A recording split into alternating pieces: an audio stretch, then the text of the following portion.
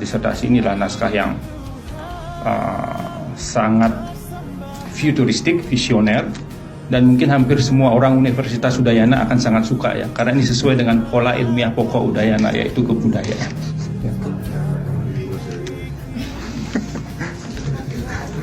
Nah, tetapi tadi Bapak Dr. Dewa Gede Palguna SIM Hum sudah menyampaikan, sudah ada semacam highlight bahwa penulisan disertasi ini sangat bagus, tetapi juga sekaligus kompleks.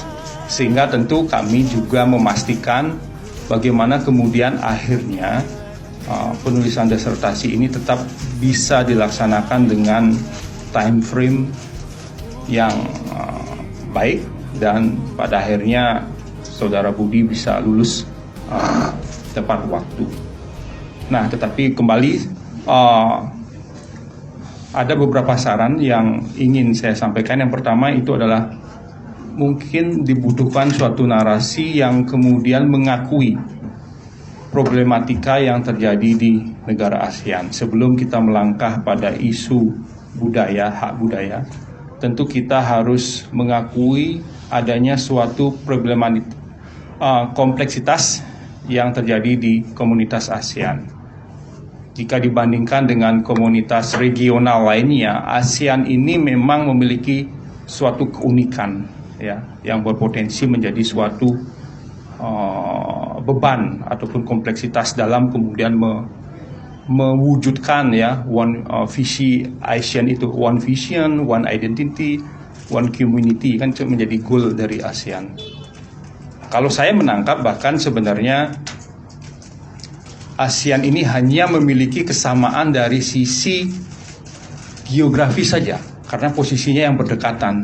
Secara historis, kita tahu ada negara ASEAN yang pernah dijajah, ada yang tidak pernah dijajah sama sekali dan sebagainya. Kemudian dari religi, ya, dari religious background juga ada yang mayoritas Muslim, ada yang Buddha, ada yang Kristen dan sebagainya. Kemudian juga dari sisi bentuk pemerintahannya pun juga ada yang demokratis, ada yang tidak demokratis ya, dan sebagainya.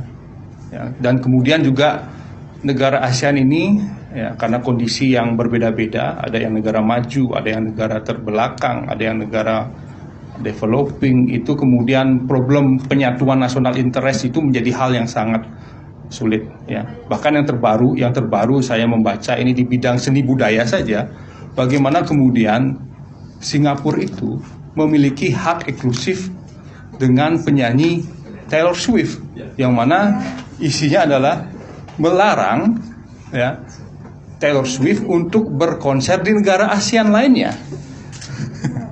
Jadi